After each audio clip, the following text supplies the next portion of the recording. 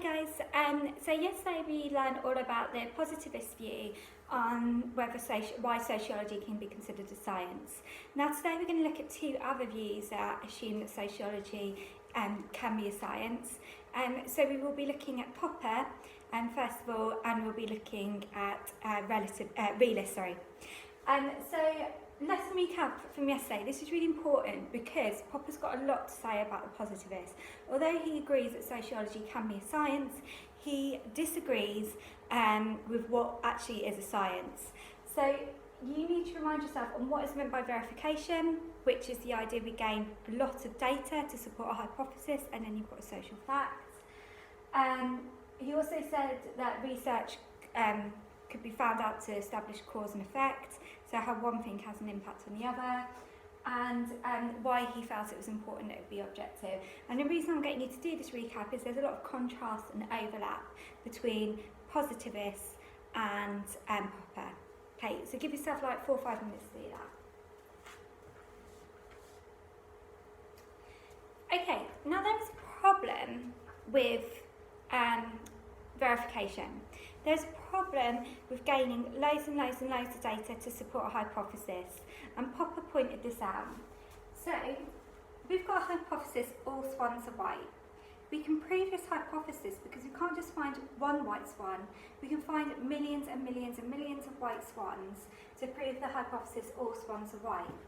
However, by finding all these white swans, we've ignored the fact that the one black swan can disprove the theory. So what verification does is, by gaining a wealth of data to support your hypothesis, Popper points out you're actually making a mistake because you're not looking at any information that might disprove your hypothesis. So what Popper wants to look at instead of verification is what's called falsification. Okay. Now, fallacy of induction is what we've just explained, which is the problem with verification. So in your own words, you can use the black swan example because it's a really good example for the exam to bring in. If I get you to explain what is meant with the fallacy of induction and what that means for verification. So for your example, please feel free to use the black swan, or you might want to think of a different example if you've got one. Okay. What Popper believes in then, instead of looking for verification, what makes something scientific is actually called falsification. And this is the idea that when you have a hypothesis, you put your hypothesis out there and you allow other people to try and prove that hypothesis wrong.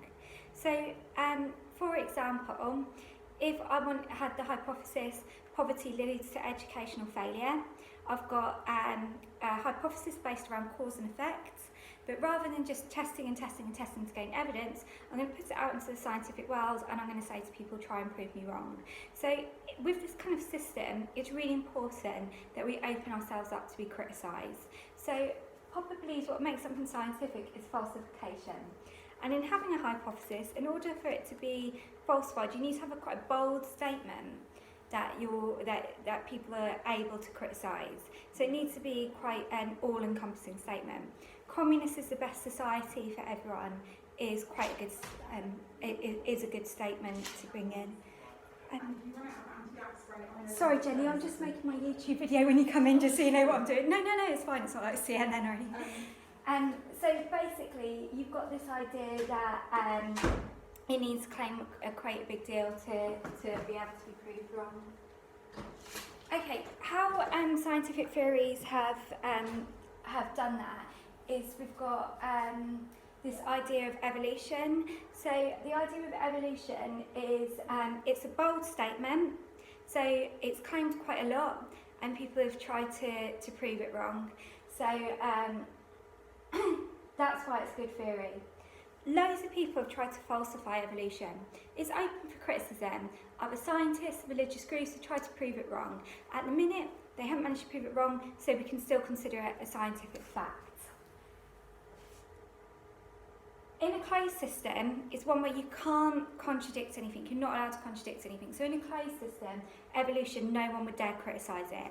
An example of closed system in history is where people would say the earth was flat, and anyone who tried to criticise that was killed. In an open system, people are allowed to criticise it, and that's why we've got people kind of competing against and arguing against things. Okay, so what this means for sociology then is sociology can be scientific, but only if it's open for falsification. Karl Marx is not scientific, and he's not scientific because he says the statement, communism will happen one day. That's not able to be falsified because he hasn't set a date. He hasn't yet, no one can prove him wrong because he hasn't set a date, so communism might happen in 20 years, 100 years, he hasn't given himself anything quantifiable to falsify. So he can't be considered scientific because he has not got a bold hypothesis that's open for falsification. June Ford was a different sociologist though. She made the statement that poverty leads to poor educational achievement. She collected the data and put it out there, but it's a testable hypothesis because you can try and collect data to prove that poverty does not in fact cause educational failure. Why might non-scientific ideas still have merit? Well, we can still learn from them, we can still look into them, Marxists have had an impact. So what Popper's saying is it doesn't necessarily matter if something is not scientific. However, in order for something to be considered scientific, it needs to have a testable hypothesis that people can try and prove wrong. That is our knowledge, our understanding, our explanation for Popper.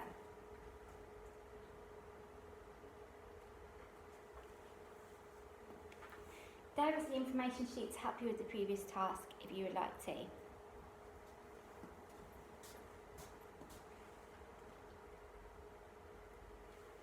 Okay, realists said there's actually two types of science, an open or a closed science.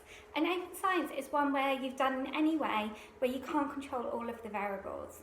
So if I give you an example, when you predict and make a prediction on the weather, you can make a prediction, you can use scientific study, but some people say even the flap of a butterfly wing can affect the weather. So you can't control all the variables. So you can make a prediction, but that prediction is just a prediction. It's still scientific, but it's just a prediction. On the other side, we've got a closed system, which is where it is done in an artificial situation, like a lab, so you can control every single variable, like the levels, the quantities of the chemicals, the heat, the temperature, all of that, you can control it as a closed system. Check your understanding of that. You've got 6 statements. If I could get you to label whether each one is an open or a closed system. Now, what this means for sociology then?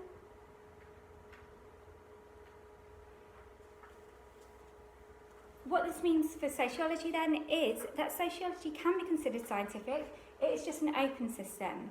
So, for example, when they say science only studies things that you can observe, that's not true. We've got science on black holes that people have never seen.